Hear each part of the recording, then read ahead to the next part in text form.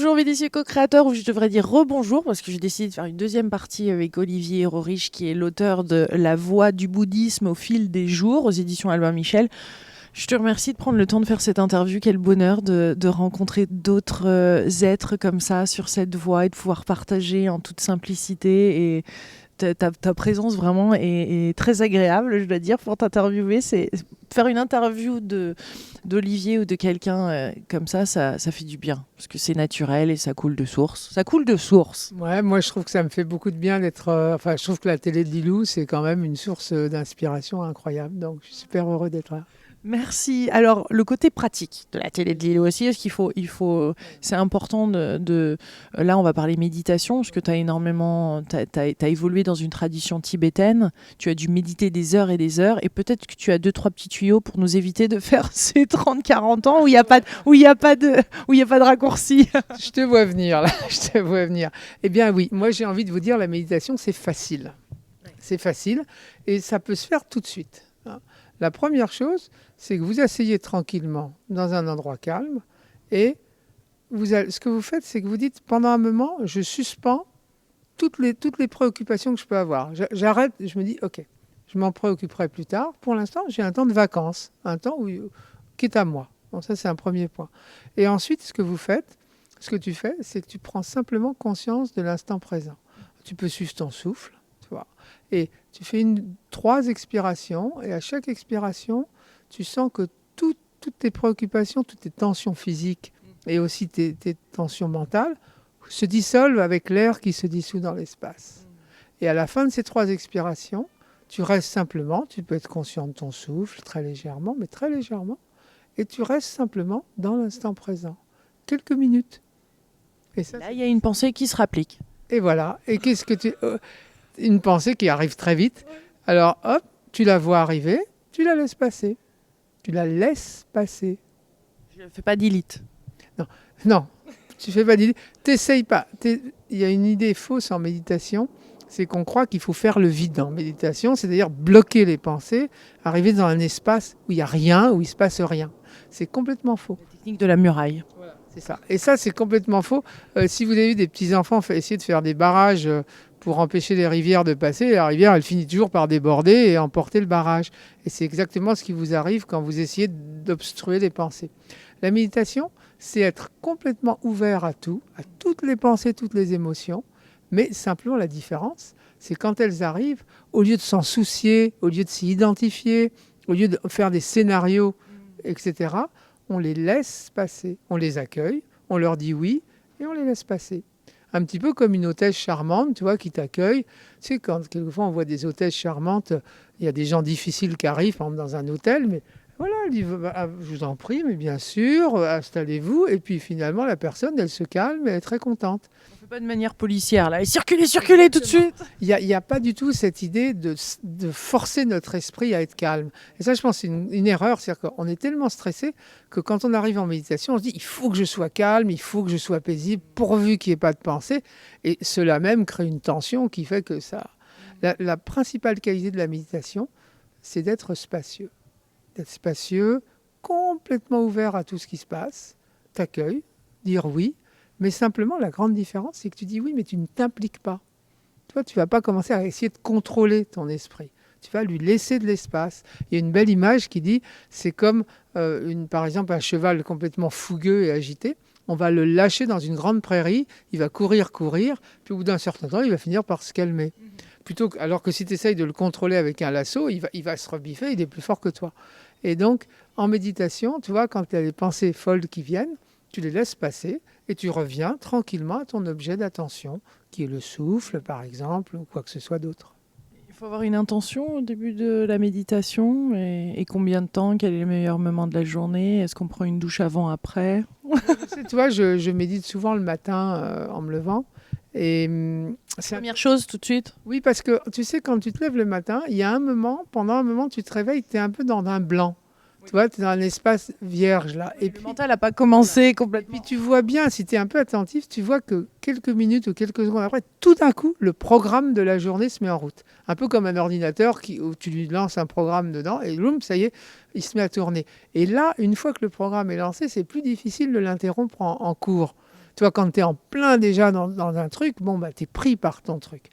Donc là, ce que tu fais, c'est que avant, justement, pendant ces moments un petit peu de transition, au moment où tu te réveilles, moi, ce que je fais souvent, c'est que j'ai mon coussin dans ma chambre, je vais m'asseoir quelques minutes. Et là, je lâche tout. Tu vois, c'est-à-dire que s'il y a des pensées qui viennent, je lâche. Je suis en vacances. Voilà. Et je reste comme ça, dans une pure présence de l'instant, sans rentrer dans le programme, pour le coup, tu vois.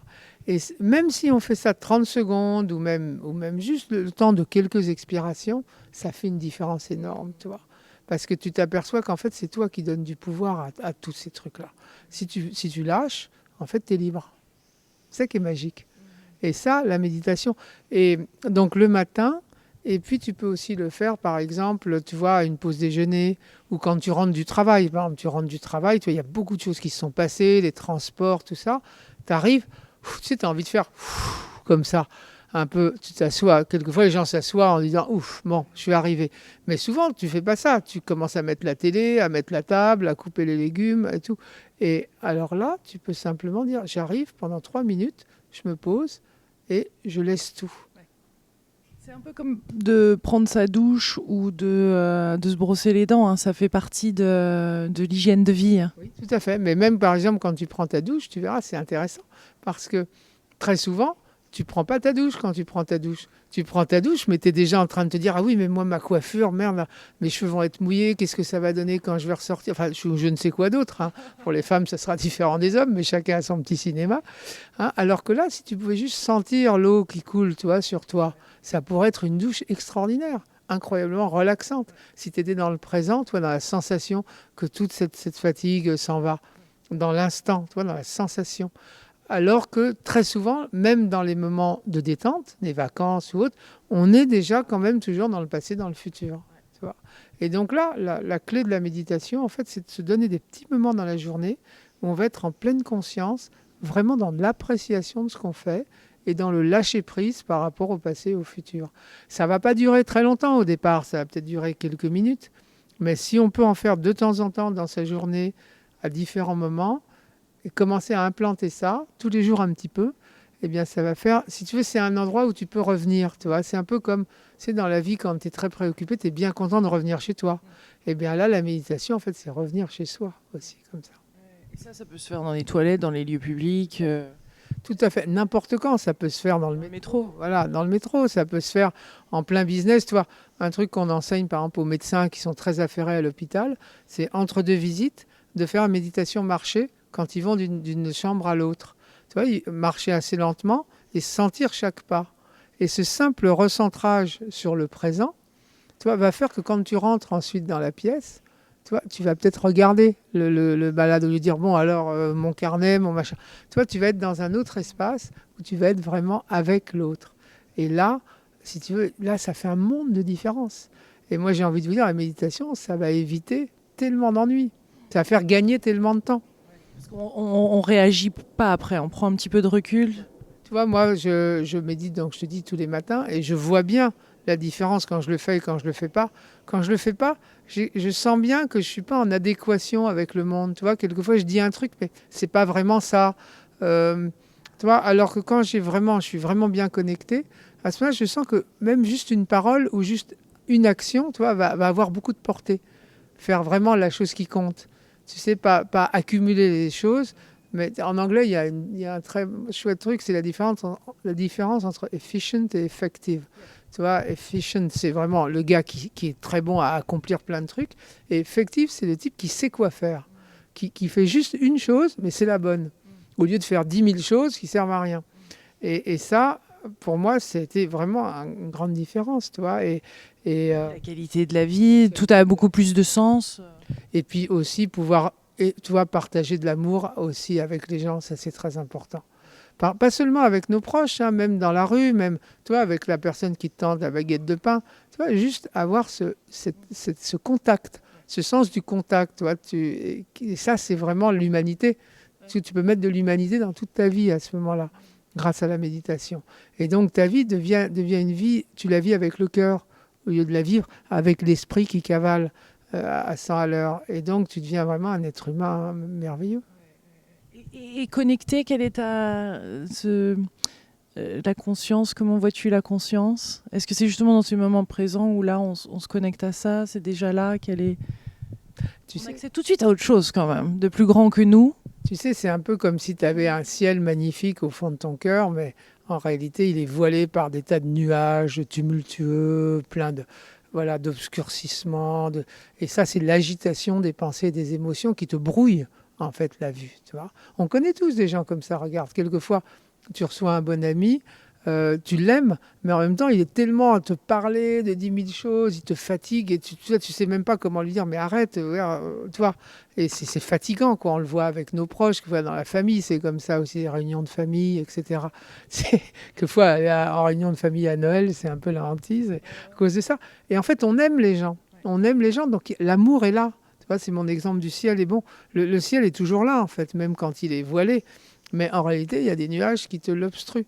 Et en fait, en méditation, il ne s'agit pas tellement de fabriquer une méditation, plutôt que de lâcher tout ce qui nous empêche d'être simplement nous-mêmes. Hein. Et la méditation, c'est plutôt lâcher quelque chose que faire quelque chose. Et personnellement, ce que je fais quand je m'assois, c'est que j'ai ce sens, toi, d'ouvrir la main. On ouvre la main comme ça.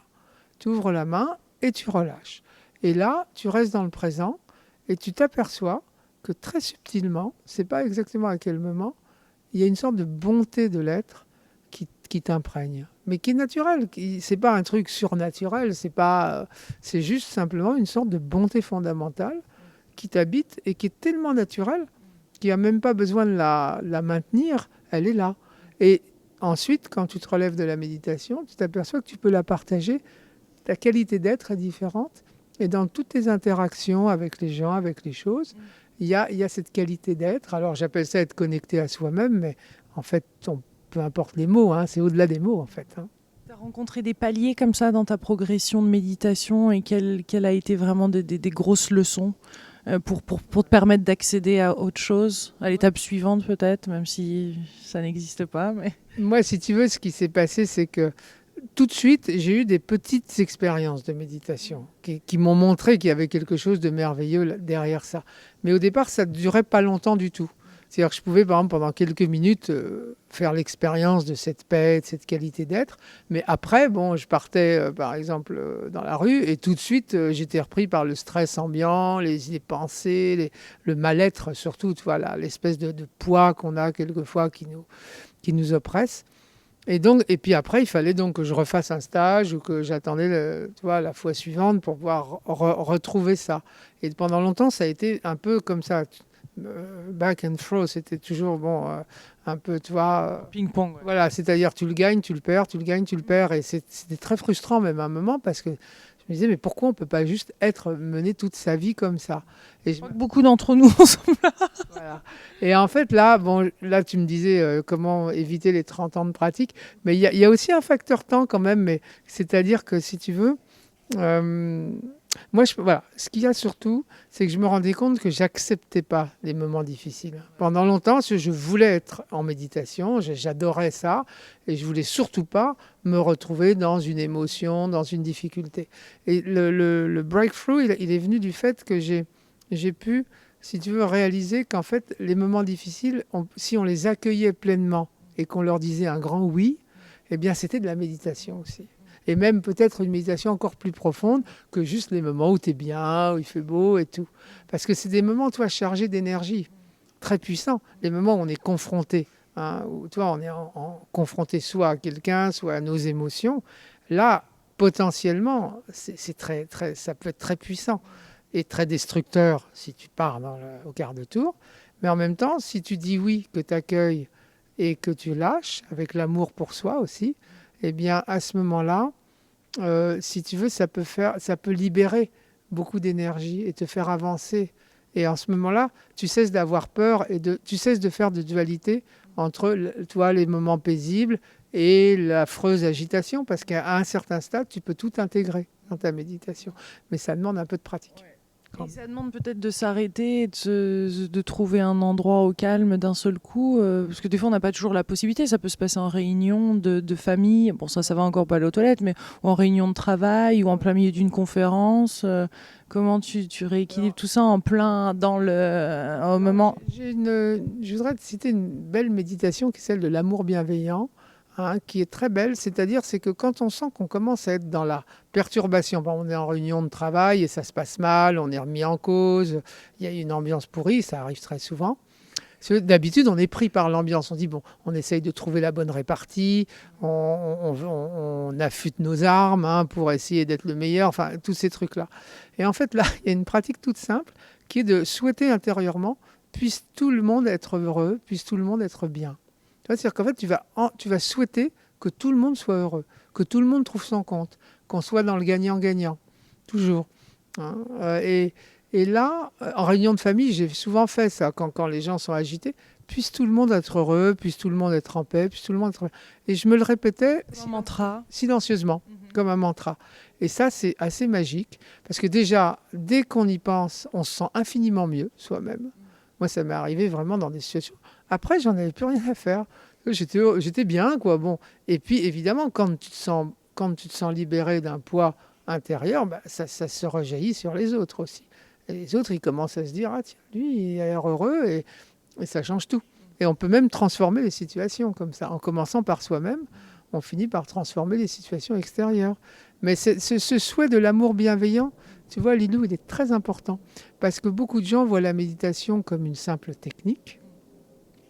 Tu vois, une méthode pour être calme, etc.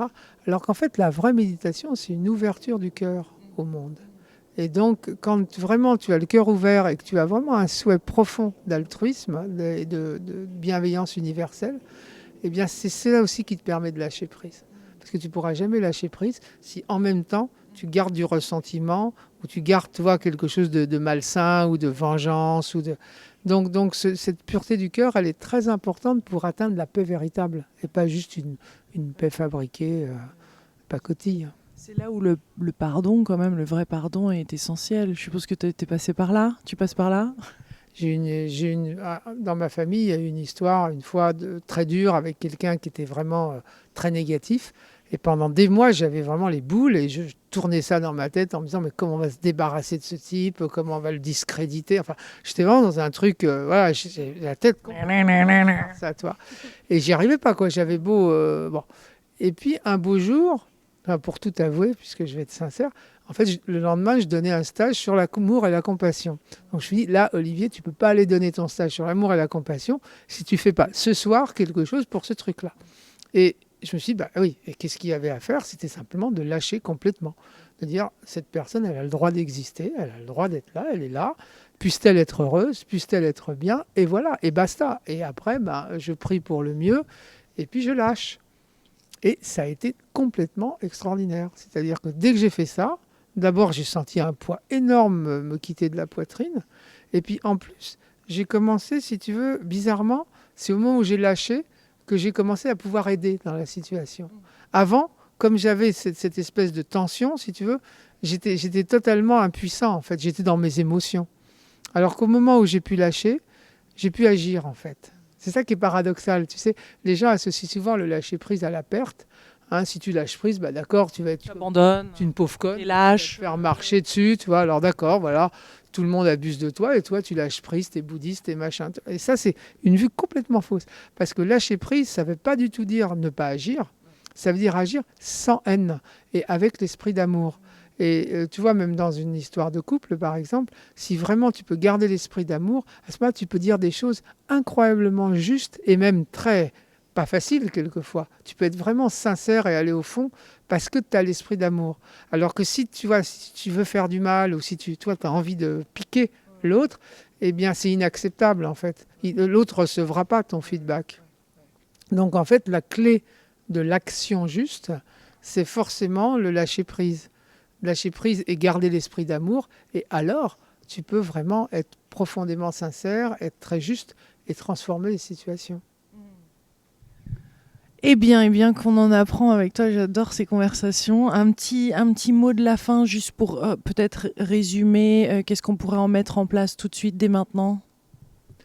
Eh bien, j'ai envie de dire, moi, chaque jour, une petite minute d'appréciation de l'instant présent, en pleine conscience. Chaque jour, une pensée d'amour ou de bienveillance pour quelqu'un, ou un sourire, ou un geste. Et chaque jour, un moment aussi pour remettre en cause tout son mécanisme habituel, pour se dire, tiens, si je faisais autrement, est-ce qu'il n'y a pas un aiguillage là que j'ai raté? Est-ce qu'il n'y a pas une autre façon de traiter ça? Juste comme ça, juste un petit point d'interrogation. Et si on fait ces 3 petites choses un tout petit peu chaque jour, je pense que la vie va s'ouvrir, vraiment. Tu as des techniques particulières de méditation dans ce livre-là qu'on peut regarder ou je suppose que tu es à fond sur YouTube, là, ça y est. Non, mais je suis à fond sur Lilou, oui, Lilou TV. Mais non, disons que c'est vrai que dans mon livre, j'ai voulu j'ai fait des encarts très pratiques. Et ce que j'ai dit là dans cette interview, il y a vraiment des encarts sur le lâcher-prise, sur la méditation, sur la générosité, sur l'amour bienveillant, des pratiques guidées. Et sur mon site internet, il y a les audios, donc on peut C'est sympa les audios. pratiquer, voilà, on peut les pratiquer en cliquant. Et donc tu peux pratiquer comme ça avec la pratique guidée audio. Donc ça, c'est quelque chose que je vais continuer. Ouais. Et on te retrouve en stage, j'ai loupé ça, mais tu étais dans un merveilleux lieu là récemment. Oui, j'ai animé une retraite avec une amie, une retraite dans un très très beau monastère chrétien au bord de la mer en Bretagne pour 100 personnes sur le cœur de l'amour et de la compassion, ça s'appelait. Et c'était amour et compassion pour soi-même et amour et compassion pour les autres, tu vois, mais aussi pour soi-même. Hein. Et c'était vraiment une très belle retraite parce qu'on dit retraite, mais en fait il y avait bien sûr des pratiques et du silence, mais il y avait aussi beaucoup d'échanges et beaucoup d'amour en fait qui était partagé aussi avec la communauté religieuse d'ailleurs qui nous accueillait. Et c'était vraiment une très très belle rencontre.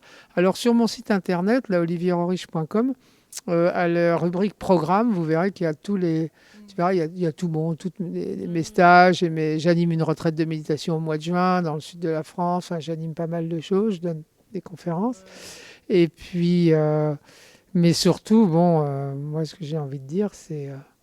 appréciez-vous vous-même, quoi. Appréciez cet être qui est vous et qui est irremplaçable et qui est toujours avec vous. Et prenez quelques instants pour être avec lui, pour l'aimer, cet être qui est vous-même. Merci Olivier. Merci de m'avoir invité, Lilou. Et plein de gros bisous à vous, mes délicieux co-créateurs. On vous aime très fort. Bye. Bye.